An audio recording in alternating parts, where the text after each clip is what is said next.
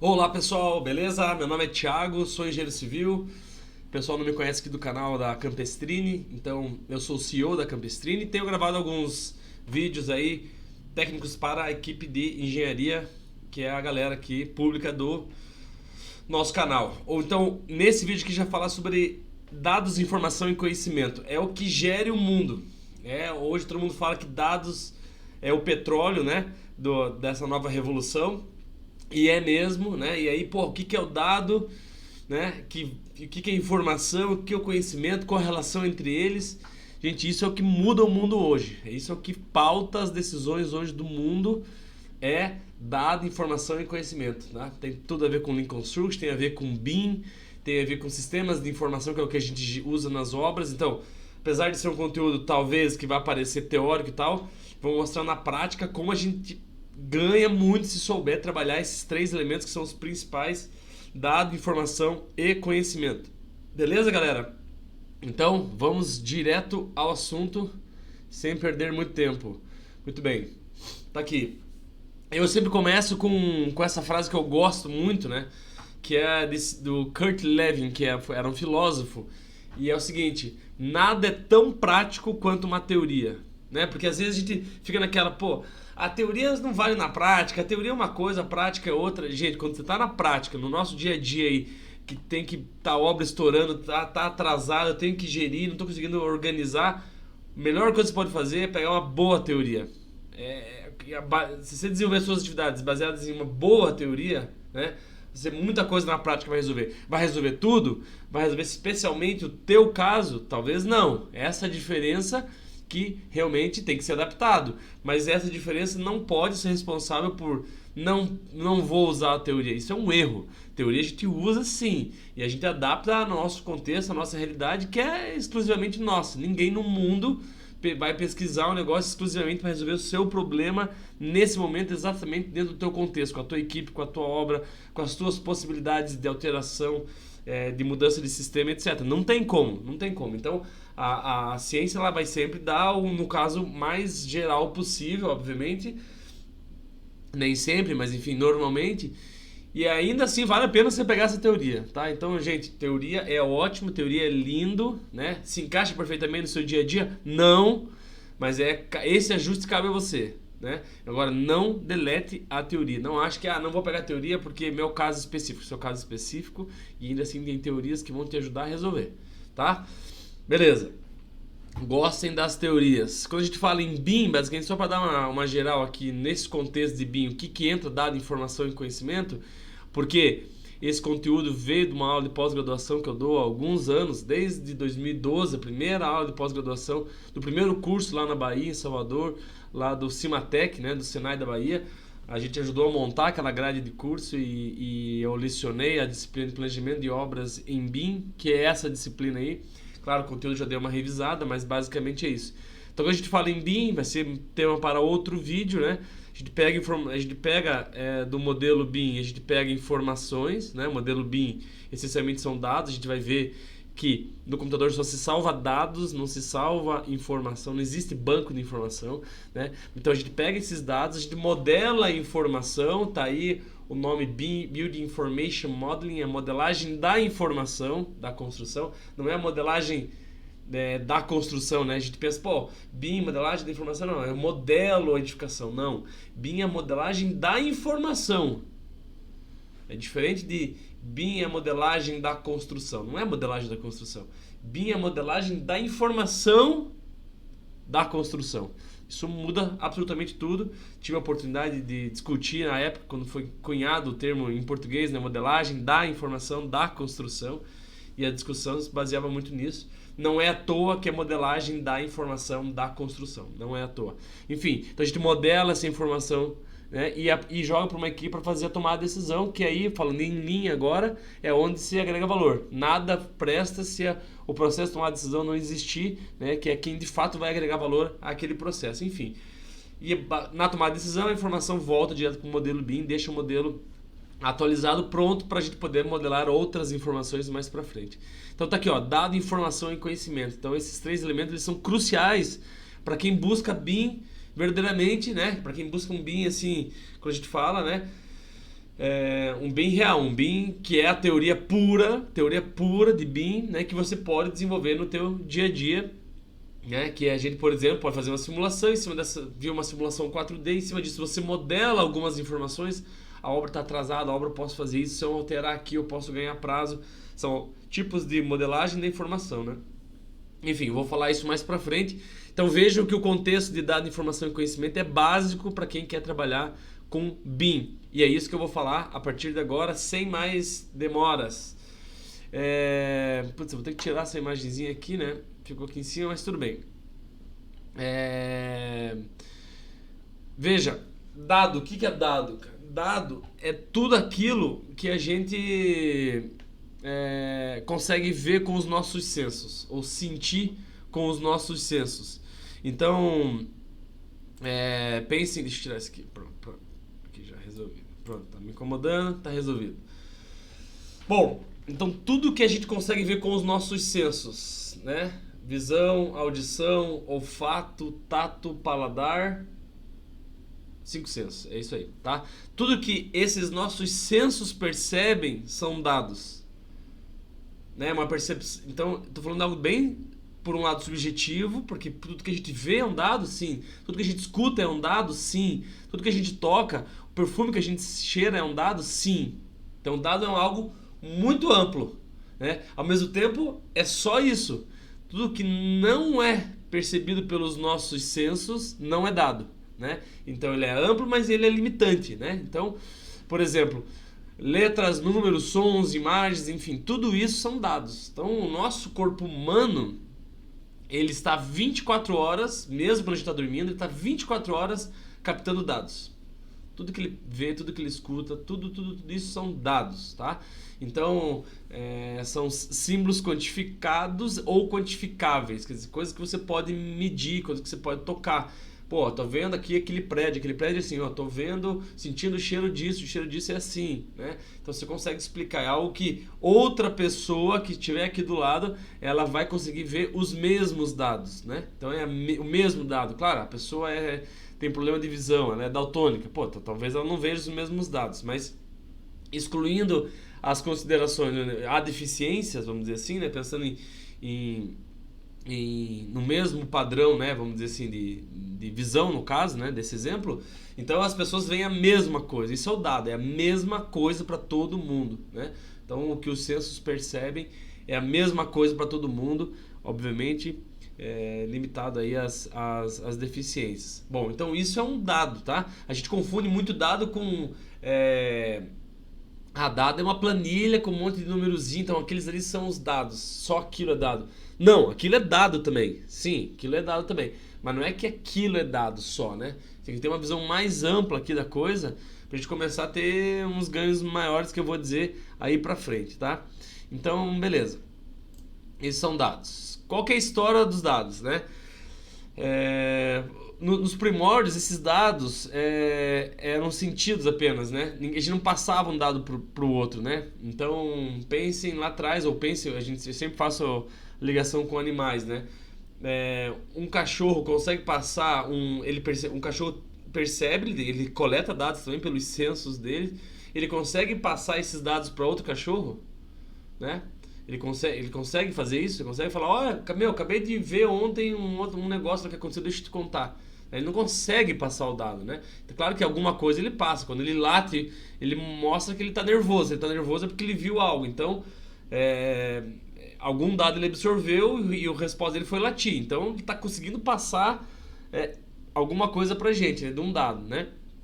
Mas, enfim, isso deixa pra frente. Então, lá no começo, isso não era passado. Daí foram encontradas algumas, né, as pinturas mais antigas aí, de 17 mil anos atrás, em Lascaux, na França, né, são as pinturas mais antigas. Então aí você já tem uma relação de dados que foram passados, né? Pô, tem aqui, ó, alguém foi lá, pintou alguma coisa, chegou uma outra pessoa olhou, pô, esse dado aqui feito pelo ser humano agora, ele está sendo passado. Todo mundo que passar ali até hoje, não sei se está até hoje lá, enfim, consegue olhar esse desenho, o mesmo dado, né? Então, isso é uma coisa interessante. Depois veio a fala, né? A gente começou a desenvolver essas habilidades de fala, né? De linguagem e tudo mais, né? E, obviamente, então conseguimos a passar um pouco mais os dados que a gente absorve, né? Absorvia à época, né? Pouco depois vieram os escritos, etc. Né? Em terceiro século antes de Cristo, já haviam aí na biblioteca de Alexandria, existia uma cópia de cada livro da época, né? E só para vocês terem uma ideia, hoje nós temos o que vai 320 vezes mais dados por pessoa. Então, cada pessoa hoje possui 320 vezes mais dados do que existia 3 séculos antes de Cristo dentro da biblioteca de Alexandria. Então, olha o volume de dados que cada pessoa tem hoje em relação a 24 séculos atrás, né? Então, a quantidade de dados realmente cresceu muito, a gente vai ver. Mas, ali na Biblioteca de Alexandria, começou-se a armazenar esses dados, né? A gente começou a fazer um pouco de gestão desses dados. Então, o que era escrito, era feita uma cópia e era guardada lá. E aí tudo mudou com relação aos dados, né? Os dados que a gente começou a absorver, começou a escrever, a guardar eles, tudo isso mudou, né? Quando Gutenberg criou a prensa, né? Que é essa imagem aí que tem aí, em 1439. Então ele criou uma forma de você replicar os dados de maneira muito mais rápida, né? E aí nesses 10 anos ali, logo na sequência, foram impressos 8 milhões de livros, né? Mais que tudo que tinha até 2.200 anos atrás, né? Então, assim, por causa de uma invenção, o cara conseguiu imprimir muito mais coisa em 10 anos do que teve escrito nos últimos 1.200 anos, né? Quer dizer, uma coisa impressionante o que essa máquina conseguiu fazer. E aí o que ele mais imprimia era a Bíblia, né? Então, assim, por causa da máquina, esse dado, que é a Bíblia, começou a ser espalhado pelo mundo inteiro, né? Então veja o impacto que é essa máquina e que os dados têm na nossa humanidade há muito tempo, né? A Bíblia começou a ser espalhada para o mundo inteiro por causa dessa máquina aí, né? E, enfim, poderia ser outro livro, né? No fim foi a Bíblia. Se isso é bom ou ruim, enfim, não é o caso, mas foi, né? Muito bem. Também vale lembrar aí que o primeiro censo sistemático dos Estados Unidos foi em 1790. Então, só em 1790 que os Estados Unidos começou a fazer censo, né, das suas, pegar dados de como está a sua equipe, né, como está a sua população, né, enfim. E até então não existia maneiras de se processar esses dados. Então, existiam muitos dados, né? Só a impressão dos livros, etc. Né? Já tinha na Biblioteca de Alexandria, tudo que estava sendo escrito à época, né? Eram dados que estavam lá, né? E ponto final. Não conseguia se processar, analisar ele de forma sistemática. E aí, que a brincadeira começou a ficar mais séria. Porque aí começamos a pegar alguns desses dados, processar e gerar outros dados. Quer dizer, se a gente já tinha bastantes dados, a gente começou a ter muito mais, né? Foi inventado o sistema binário, todo mundo sabe que hoje os computadores, né, eles operam e calculam e armazenam sempre pelo sistema binário, isso até hoje, não mudou isso nos computadores, né? Então, todo mundo aprendeu aí já no segundo grau, né, no ensino médio, que é possível você pegar qualquer número e qualquer palavra e transformar no sistema binário, né? Esse 0 e 1, pra vocês entenderem o computador, né, que é quem processa. Então ele pegava lá o número 100 e transformava numa sequência de 0 e 1, todo mundo aqui sabe fazer, já aprendeu a fazer. E esse 0 e 1, como é que ele é armazenado no computador? É uma tensãozinha que colocava dentro de um capacitor. Então, se esse capacitor tiver energizado, é 1. Se ele não tiver energizado, é 0. Então, e aí a máquina, que é o computador, ele lê essa sequência de capacitores. Capacitor carregado, 1, não carregado, 0, carregado 1, carregado 1, carregado 1, 0, 0, 0, 1. Então, através da energização de cada um dos capacitores em sequência, o computador pode dizer, não, lá, essa sequência de capacitores está querendo dizer, olá, tudo bem? Né? E isso funciona até hoje, claro, não mais em capacitores, né? Já é salvo de outra forma, mas essa sequência de 0 e 1 ela é armazenada usando energia, né? E cada capacitor desse, né, é um 0 ou um 1, né, e equivale a 1 bit, né, a 8 bits, minto. Aliás, minto, a 1 bit, é 1 bit. Cada 0 e cada 1 é 1 bit. Então, um capacitor é 1 bit, 8 bits equivale a 1 byte, tá? Então, quando a gente fala em 200 megabits por segundo, quando a gente contrata uma internet é 200 megabits por segundo, não é megabytes por segundo, todo mundo erra quando fala, né? É megabits por segundo, então por isso essa é a grande diferença. Pô, mas eu paguei 200 e quando eu vejo aqui tem 30 só. Pois é, você não pegou direito lá, era 200 megabits, o que você está vendo aqui são megabytes, né? Enfim, quando você baixa alguma coisa, 200 megabytes, né, que você baixa, por exemplo, né? Enfim, bits, bytes, megabytes, etc. E tá aí essa sequência. Então, o que aconteceu? A gente conseguiu pegar todos aqueles dados, né, que estavam escritos só em papéis, a gente conseguiu jogar para dentro de um computador. Criando uma máquina com um monte de capacitores, a gente conseguiu colocar aquele livro agora dentro de uma máquina usando energia. E aí com isso eu criei formas de eu poder pegar esse dado e transformar ele e gerar outros dados, né? Pense numa calculadora. Eu pego o dado 100, eu pego outro dado mais, pego outro dado 200, pego um dado igual e gero 300. Gerei 300. De onde que surgiu 300? De um processamento de um dado A mais o dado B, né? De uma sequência de dados, vamos assim dizer, eu gerei um outro dado. Isso, por mais óbvio que seja, deu uma exponencialidade para o desenvolvimento de dados. E é aí que é o grande ponto dos dados, já chegando, né, no que a gente vive hoje, nesse porquê que os dados é o novo petróleo, né? Os dados são o novo petróleo. Bom, então beleza? Então, lembrando sempre que dentro dos computadores, então a gente só salva dados, é tudo 0 e 1, é dado, né, coisa que é quantificável. Claro, a gente não consegue olhar, mas se pegar uma lupa lá e um microscópio, você vai ver que tem um capacitor energizado e um não. Então ainda assim é visto pelos nossos sensos ainda que minúsculo. Esse computador ele foi o primeiro computador criado em 1600, né? Ele fazia 4 operações aritméticas, né? Depois foram criados computadores eletromecânicos. Todo mundo já viu aquele filme daquele matemático da Segunda Guerra que criou o computador para poder decifrar os códigos lá, a criptografia lá dos nazistas, enfim. Aquilo lá era um computador mecânico, então um monte de máquina que vai se encaixando e dar uma resposta lá. E aí em 1980 que foram criados os computadores esses baseados, né, em energia propriamente dita. Um dado interessante é que em 1986, quer dizer, agora, cerca de 40% de toda a potência computacional, toda a potência de processamento de dados estavam nas calculadoras de bolso. 86, agora, nossos pais já eram vivos, né? A maioria dos pais de vocês já eram vivos. E nessa época o processamento de dados estava nas calculadoras, quer dizer, não armazenava, o que gerava era outro número, 40%, né? Então, olha o quanto que mudou daqui para cá, né? Hoje não temos esse número, mas acho que da parte da calculadora acho que nem aparece mais aí, né? Enfim. E falando em processamento de dados ainda, né?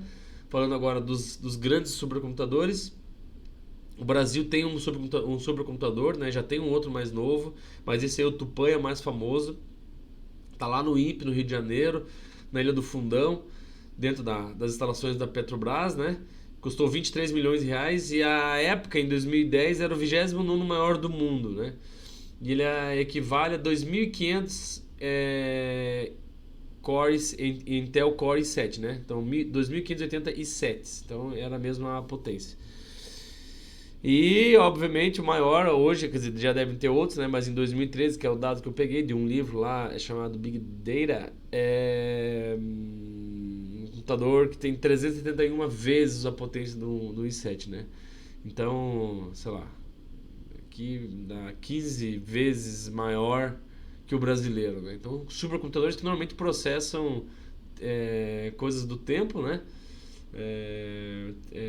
Clima, né, coisas do clima e movimentação de marés, né, que é o caso desse aqui do Brasil, foi usado para estudar a movimentação de marés em águas profundas, né?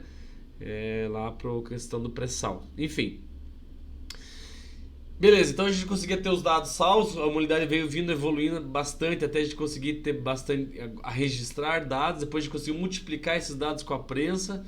Vamos dizer que basicamente vai em 1986, né, com a criação do primeiro computador doméstico, a gente conseguiu processar esses dados com muito mais agilidade. E aí o outro grande marco é a internet, porque agora a gente começa a compartilhar esses dados também com muita facilidade, vamos assim dizer. Então, dá pra gente entender o tamanho do que a gente está envolvido de coisas recentes. Isso é coisa de agora, que a gente começa a sentir o impacto na sociedade, enfim, entra o mundo no celular, mandando Instagram, mandando WhatsApp para cima e para baixo, recebendo informação, olha o que aconteceu, olha aqui. Né? Então é dado que está vindo de lá para cá, que a gente analisa, enfim, o impacto na nossa vida com relação a esse volume. Se você pegar desde as pinturas de Lascaux lá na França que eu expliquei, pensando em volumes de dados, processamento de dados, como essa curva é exponencial. E é nisso que a gente está imerso hoje. Daqui 100 anos, com certeza, vão olhar para essa época e dizer, cara, nessa época o que aconteceu? Nessa época eles estavam começando a mergulhar nos dados e a potencialidade dos dados. A gente ainda está começando e a gente ainda está... E aí esse é o que vai marcar a nossa humanidade, é certamente esse volume de dados que a gente começa a trabalhar, né? Então, tá aí a importância dos dados, né? E, enfim, 30% da população mundial está conectada com a internet somente, ou seja, tem ainda muito potencial, né? Enfim, e a troca de dados ficou absolutamente rápida. Tá aqui o cavalinho que foi pintado lá em Lascaux 17 mil anos atrás. Tá no cavalinho. Olha a qualidade desse dado, né? Falando em qualidade dos dados, né? Aqui 150 anos atrás, quer dizer, vamos dizer, milhares de anos depois, né? 17 mil anos atrás. Agora isso aqui 150 anos atrás. Olha a qualidade do cavalinho que já foi registrado, né? Desse dado que foi registrado. E tá aqui uma foto que foi tirada 10 anos atrás, né? Olha a qualidade desse dado, desse registro de dados. Então veja como a humanidade saiu de registros simples de dados, né, de baixa qualidade, até agora altíssima qualidade de dados que a gente tem. Então, além do volume gigantesco de dados, além do processamento gigantesco de dados com supercomputadores, além da gente poder jogar essa informação recém-processada para qualquer lugar do mundo na hora, a gente está falando em qualidades de dados com muita qualidade. Quer dizer, ganho do ganho do ganho do ganho do ganho do ganho do ganho do ganho, né? Tipo, é tudo exponencial. E isso... A gente, mas beleza, vou tomar café, vou almoçar e tal. E você se desliga pro dia a dia, mas teu dia a dia está imerso a esse problema que são os dados. Então, o mundo hoje, né? Hoje o mundo é gerido e o mundo muda por causa disso que eu expliquei até agora, dessa crescente absurda, impressionante, algo fora do comum, né? Não natural, que são os dados, né? E aqui tinha uma imagenzinha que eu não vou conseguir mostrar, mas era um cavalo, a imagem de um cavalo correndo, feita em 3D, né? Numa própria imagem 2D você conseguia ver o cavalo em 3D, é uma coisa bem impressionante. Bom, com esse volume gigantesco de dados, só para vocês terem aí já alguma ideia, né? A gente está falando em pandemia e tal. Os dados são do H1N1, a gente já está no H2N3, né? Mas o H1N1 de 2009, veja que caso interessante. O CCD, que é o Centro de Controle de Doenças dos Estados Unidos, 2 vezes por semana, eles recebiam todos os dados de todos os hospitais dos Estados Unidos, ia para esse CCD, eles centralizavam e a partir desses dados eles monitoravam como que estava sendo a infecção do H1N1, que à época assustou o mundo. A gente viu que hoje a fichinha é perto do que o Covid assustou, e agora vindo na gripe. Sabe Deus que dia que isso vai acabar, se vai acabar, ou se a gente vai simplesmente começar a se acostumar a cada vez estar em cima disso, ou já deveria estar acostumado, porque isso sempre existiu, enfim, sei lá. Mas, a cada 2 semanas eles tinham uns dados sistematizados e atualizados dos Estados Unidos inteiro para poder analisar. O que o Google fez? De 2 semanas. O que o Google fez? Pegou 50 milhões de termos mais comuns pesquisados pelos americanos. Então ele pegou esses dados que o pessoal coloca lá em pesquisa, com a ideia de identificar quais pessoas estavam infectadas, né? Onde estavam os focos de infecção, a partir das pesquisas que essas pessoas faziam no Google. Veja, o CCD tinha 2 vezes por semana. A ideia do Google era ser mais ágil. Então, em cima desses 50 milhões de termos que os americanos pesquisavam, foram feitos 450 milhões de modelos matemáticos. Então, aquela máquina, aquele computador mecânico feito por aquele cara lá durante a guerra, foi um modelo matemático. Aquilo lá era aquela máquina representava um modelo matemático. Aqui o Google gerou 450 milhões de modelos matemáticos, então 450 milhões de maneiras de calcular ou de analisar essas 50 milhões de pesquisas. Então 450 milhões de maneiras de calcular, de estudar as 50 milhões, os 50 milhões de termos. E o Google, em cima disso, desses modelos e todas as análises, chegou em 45 termos que correlacionavam pesquisas do Google com gripe. Então, o Google conseguiu, a partir desses 45 termos, são 45 termos que identificavam onde estavam os focos de gripe.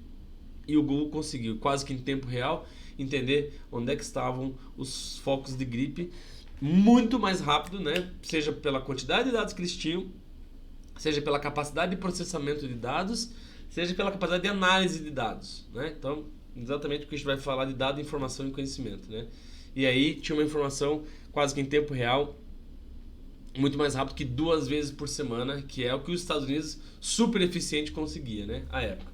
Claro, imagina agora pro Covid deve ter sido algo espantoso, né? Como isso aqui já era, imagina o que não foi. Alguns dados interessantes. Em 2007, todos os dados do mundo, né? Todos os dados que tinham no mundo, livro, né? Música, somavam 300 exabytes, que eram, e dessas só 7% eram analógicas em 2007, né? Então, ou seja, 93 já eram digitais. Em 2013, 6 anos depois, já eram 4 vezes mais o número de dados. Quer dizer, pensando na humanidade, na história inteira, em 5 anos a gente fez 4 vezes mais dados, né? E hoje é isso aí, a cada 3 anos dobra essa quantidade de dados disponíveis no mundo. A cada 3 anos dobra, uma coisa que um volume que já é absurdo, ele fica mais absurdo, exponencial, né? Quantidade de dados cresce 4 vezes mais rápido que a economia, a velocidade dos computadores 9 vezes mais rápido. Então, assim, a corrida, o que está acontecendo é essa velocidade, é isso que está acontecendo na humanidade hoje. E os impactos disso na nossa sociedade, que é o que a gente acaba vendo, né? Todas as empresas hoje não vivem sem o WhatsApp. Posso garantir que, pelo menos do Brasil, todas têm um grupinho de WhatsApp, né? Não vou dizer todas, mas enfim, muitas delas já têm um grupinho de WhatsApp sempre para poder conversar. Já não vivem sem e-mail, já não vivem... Enfim, tem muita coisa que a gente já influencia, né? Que a gente já é influenciado por causa dessa corrida absurda que está acontecendo. E cada vez mais, a gente está falando em metaverso, né?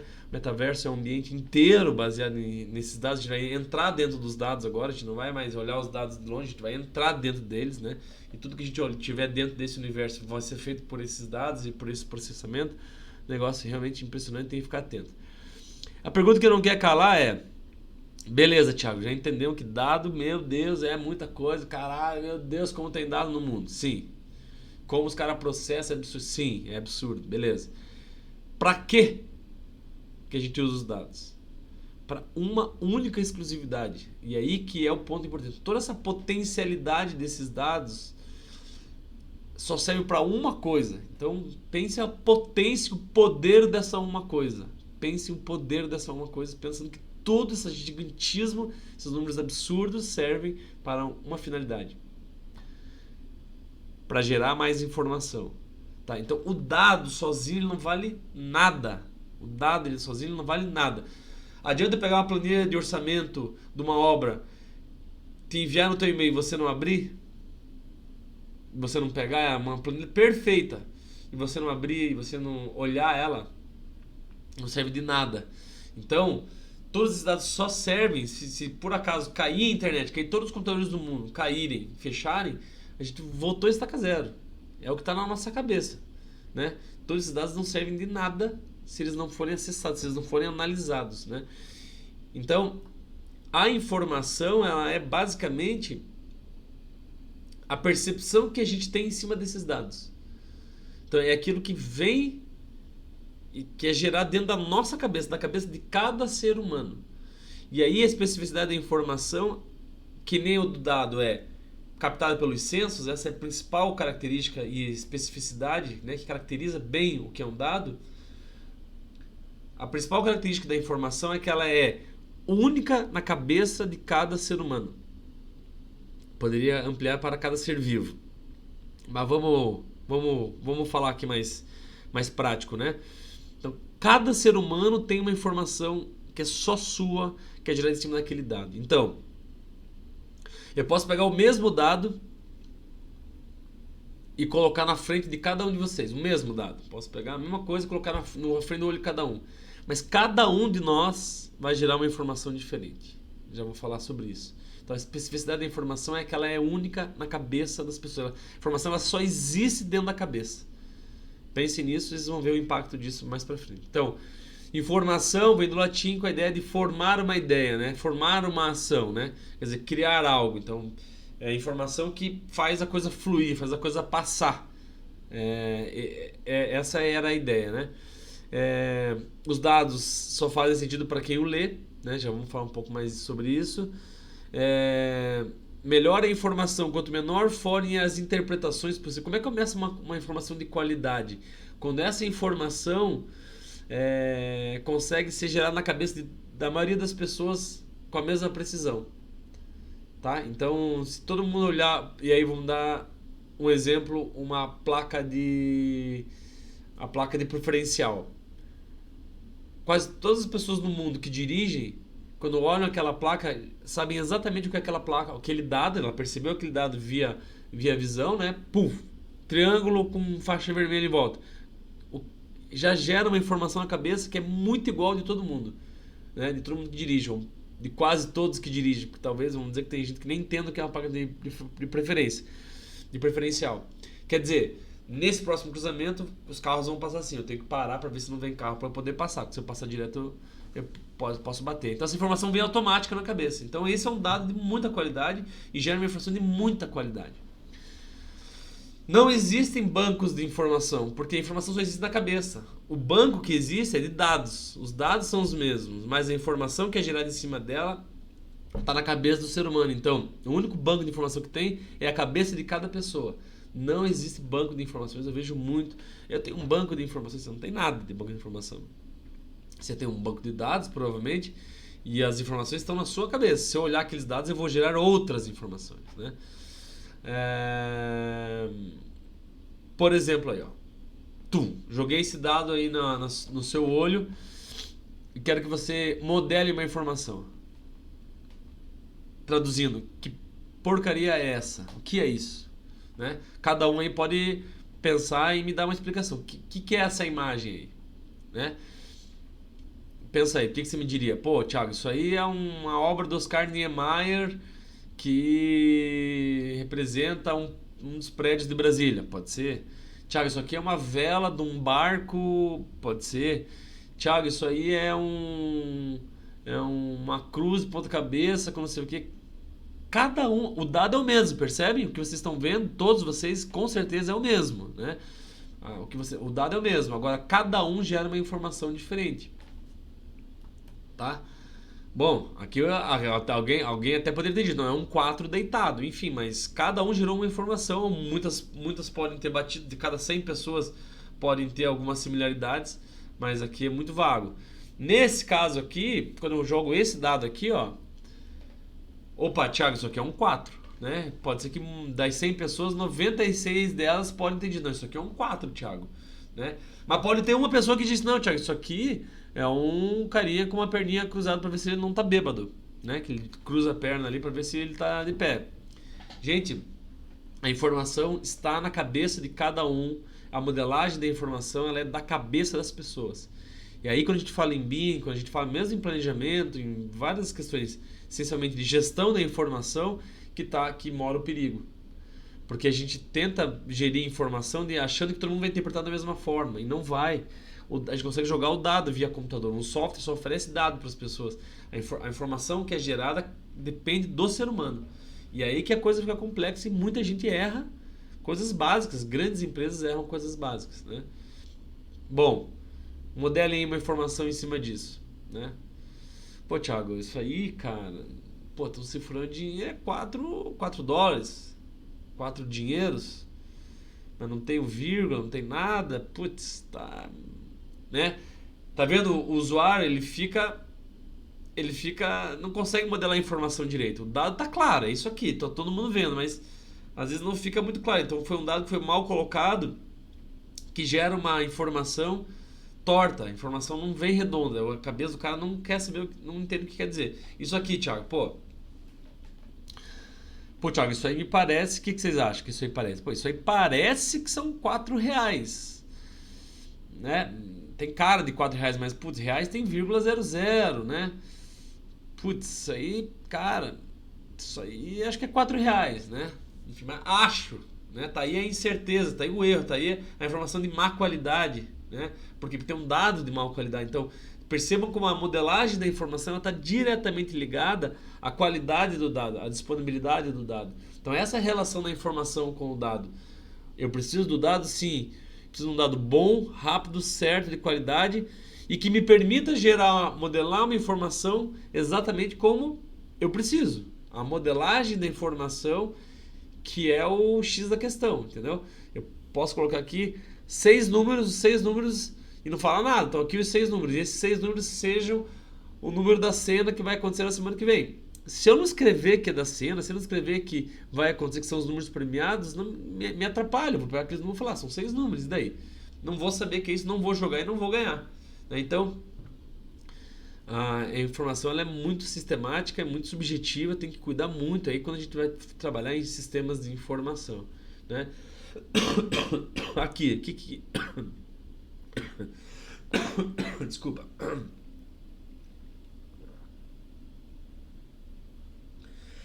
O que isso aí quer dizer? Isso aí não. Putz, agora embaralhou de vez, Thiago. Agora eu não consigo modelar nada de informação em cima disso. Isso aí é igual a zero pra mim. Não entendo nada. Minha cabeça não deu nenhuma sinapse aqui, não juntou nada com nada. Não modelei nenhuma informação. Alguém consegue modelar alguma informação aqui? Até possível. Thiago, isso é um troço altamente bizarro. Pronto, tá modelado uma informação. Thiago, você jogou elementos aleatórios. Bom, modelou alguma informação, né? Alguma coisa sempre dá pra tirar. Sempre dá pra tirar alguma coisa. Alguma informação dá pra ser modelada, né? E isso aqui, o que quer dizer? Tá vendo aí, ó? A complexidade, né, do dado, né? E da modelagem da informação. Porque isso está escrito em árabe. Tem um 4, me parece que é um 4. E alguma coisa em árabe. O que isso quer dizer? Não faço a mínima ideia. Não sei. A maioria de vocês que não fala árabe não sabe o que é isso e não consegue modelar nenhuma informação decente em cima disso. Paciência, né? Então vejam a importância da modelagem da informação. Vou dar mais alguns casos aqui, ó. Isso aqui, ó, uma experiência minha quando eu fui comprar uma passagem aérea pela Decolar à época, né? Decolar.com. Então eu coloquei as passagens que eu quero, os voos, as datas e tal. Tá aí, ó. Ele gera esse tipo de dado. Então, com essa tabela, eu consigo modelar muitas informações a ponto de eu decidir qual é o meu melhor voo. Porque eu tô vendo aqui, ó, se eu for no sábado, isso é a minha saída, né? For no domingo, dia 20, eu posso voltar no dia 28 por R$ 707. Pô, é um preço bom. Ou posso voltar na terça. Bom, a terça é longe. Se eu for voltar na terça, uma coisa tem que sair um dia antes. Então caiu para a coluna do sábado. Enfim, então são maneiras mais rápidas de a gente conseguir modelar muito mais informação, né? De uma maneira rápida. Eu ponho tudo aqui e eu mesmo modelo as informações que eu preciso baseado, né, na minha disponibilidade. Se eu posso ir terça, se eu posso ir sábado. Depende de mim. Então eu modelo a informação, mas ele me deixa bonitinho aqui a informação. Então isso aqui, parabéns, nota 10. Me jogou os dados de forma que eu consiga modelar muito mais informação com qualidade.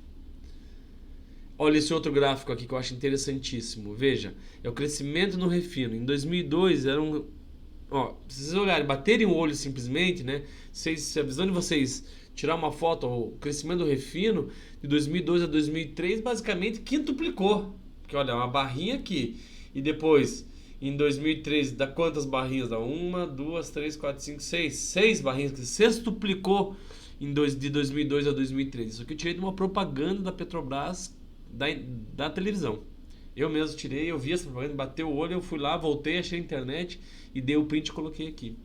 Isso aqui é uma pura de uma enganação. Isso é um gráfico que engana a pessoa, que bate o olho e coleta os dados. Ah, o refino quintuplicou. Veja, se você olhar os números, ó, em 2002, 1.541. Em 2003, 2.124. Sequer, vamos dizer assim, ó, sequer aumentou 50%. Pelos números. Se você analisar os números de 1.500 a 2.100, dá uns 30, 40% de aumento no crescimento do refino. 30, 40%. Mas se você analisar os dados, você modelar uma informação a partir dos números que estão aqui. Agora, uma propaganda passando rápido e você bater o olho, a informação que você modela a partir do desenho em si é que o refino cresceu exponencialmente.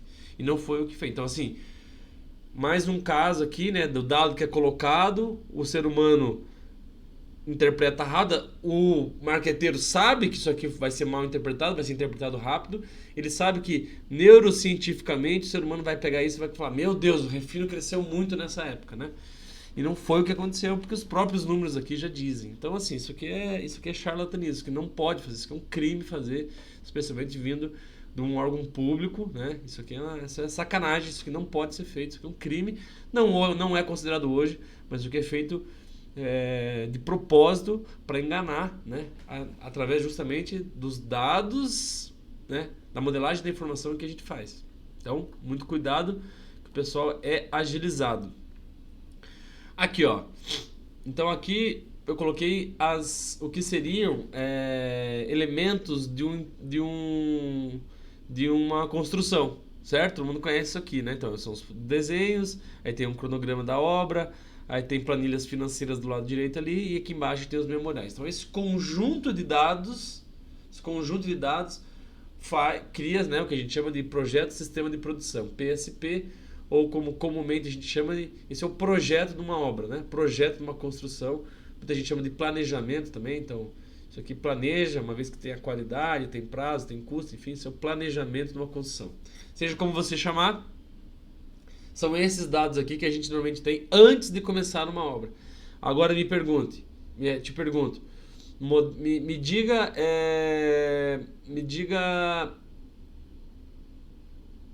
qual o revestimento da fachada, né? Você vai ter que navegar por esses dados.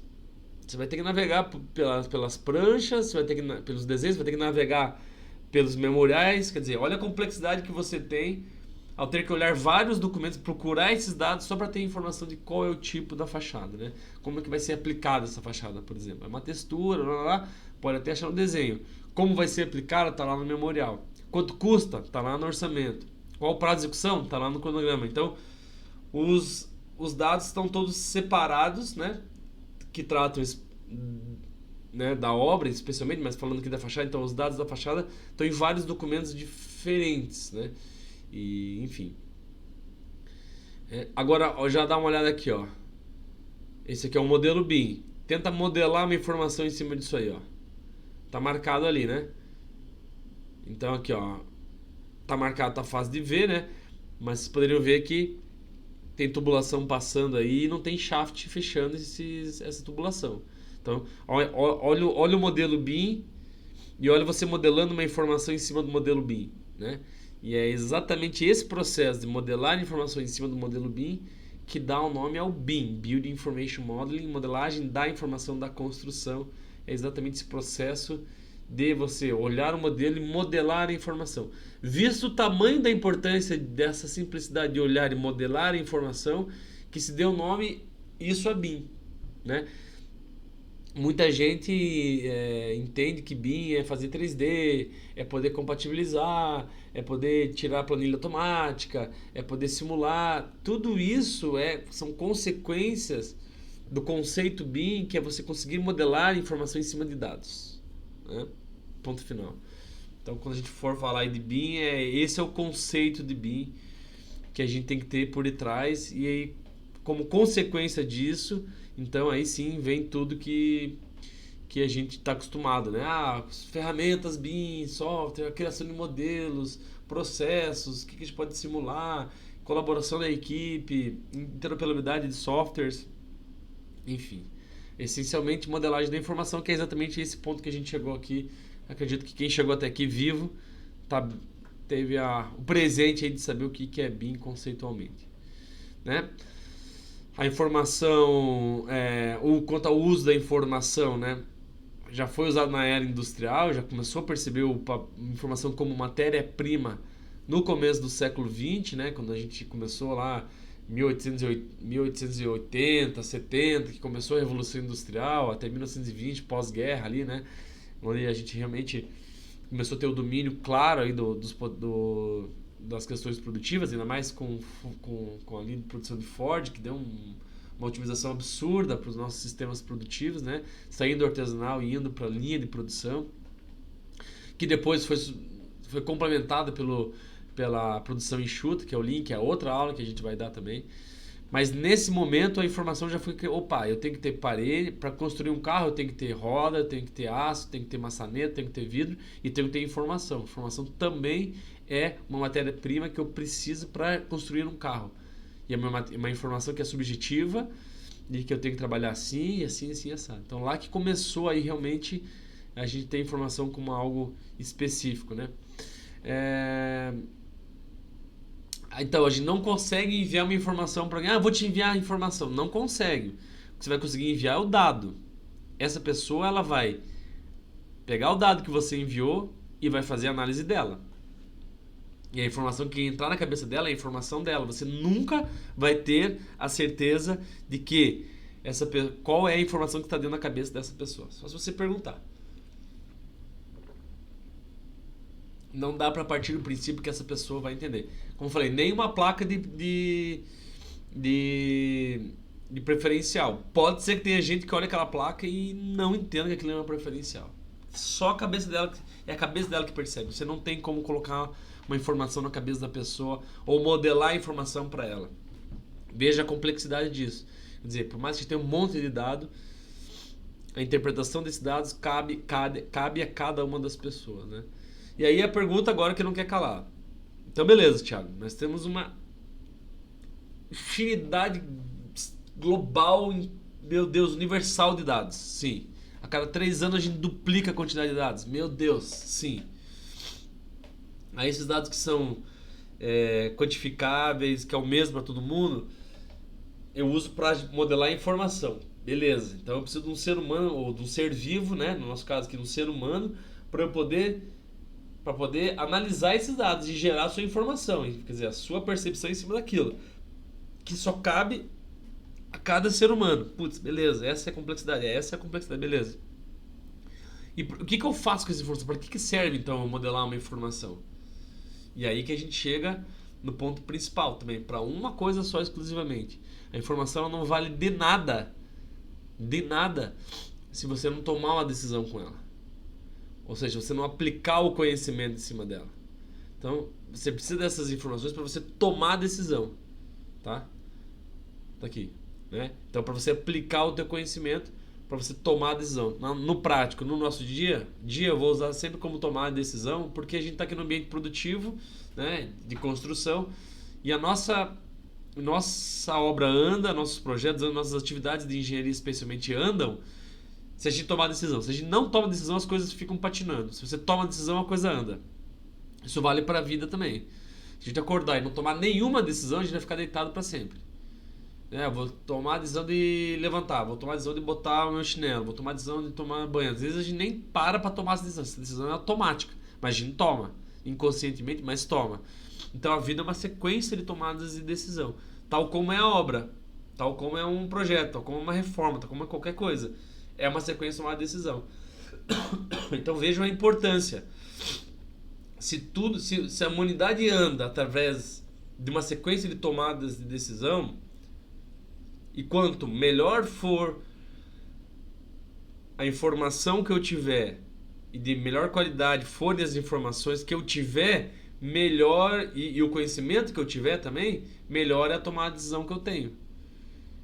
Então, assim, e essas informações, elas existem por causa dos dados também, quanto melhores e de mais qualidade. Então, veja a sequência. Eu preciso ter dados de qualidade para eu poder modelar informações de qualidade para eu poder tomar decisões de qualidade. E aí que está dados, informações e conhecimento.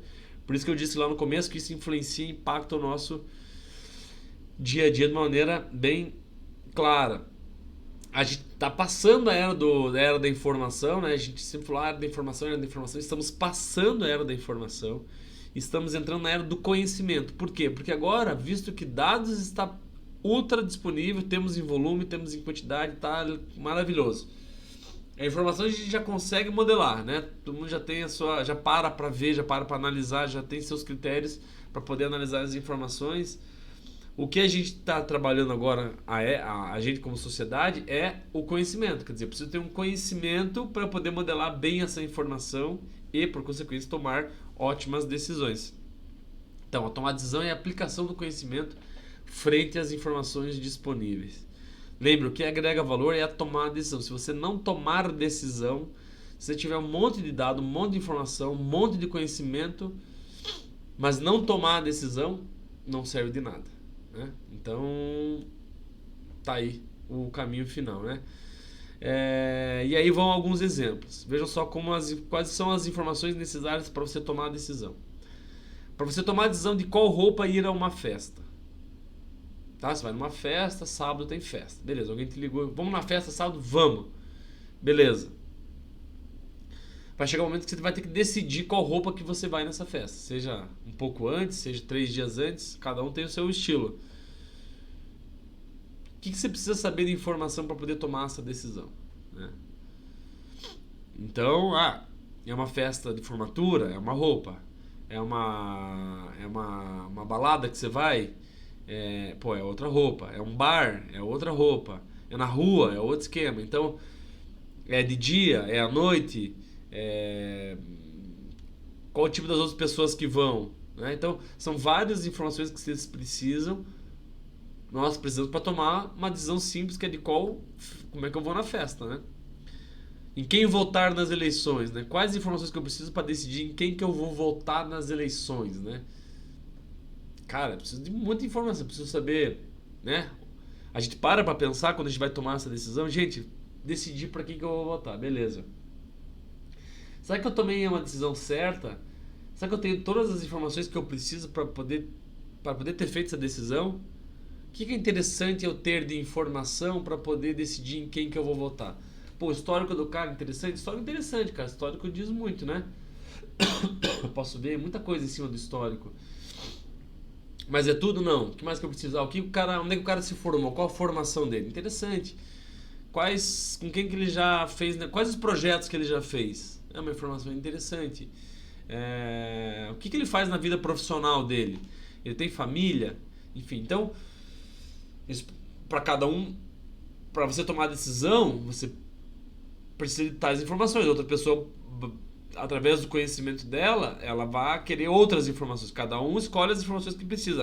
A questão que eu estou querendo dizer é: a gente para analisar sistematicamente quais informações, se a gente tem as informações suficientes para tomar aquela decisão? Não. E aí que é o ponto que a gente erra. A gente vai tomando decisão, vai no impulso, vê o 9,99 nas Casas Bahia, paga em 20 vezes, pum, comprei, né? Mas depois você vai ver que não tinha todas as informações para tomar, porque era 9,99, mas parcelado em 70 vezes com um juro absurdo e o produto não era bom. Então as informações do que é produto, qual é os juros, qual é o impacto, precisa, etc., você não usou. Você não quis, você não precisa, você tomou decisão sem elas. E aí você acaba se atrapalhando, né? Então, esse é o trabalho que a gente faz. Engenheiro que trabalha com a gestão da informação, que é o meu caso, é a minha especialização. Aplicada à construção civil, que é minha área, né? Eu sou construção civil, especialista em gestão da informação. Quais são as informações que você precisa para tomar essas decisões, né? Quais são as decisões que você precisa e quais são as informações que você precisa para tomar essas decisões. Esse é o nosso dia a dia. Dá para olhar sistematicamente tudo que a gente faz numa obra, tudo que a gente faz em projeto. analisar somente sobre esse ponto de vista, e a gente vê muito gap, muito erro, muita coisa. É absurdo o que a gente vê quando a gente interpreta as coisas sobre dado, informação e conhecimento. A gente vê muita oportunidade, muita coisa que pode otimizar, etc. Realmente é um mundo novo que se abre quando você tem essa percepção. Muita coisa se explica. É isso aí, tá? Qual o prazo para execução de uma laje? Quais as informações que você precisa? Então, eu estou lá fazendo o cronograma de uma obra. Agora eu coloquei laje. Vou ter que colocar um prazo para execução dessa laje aqui.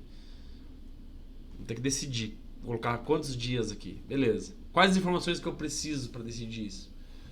Qual o tipo da laje? Quantas pessoas vou ter disponível? Como é que vai estar o clima?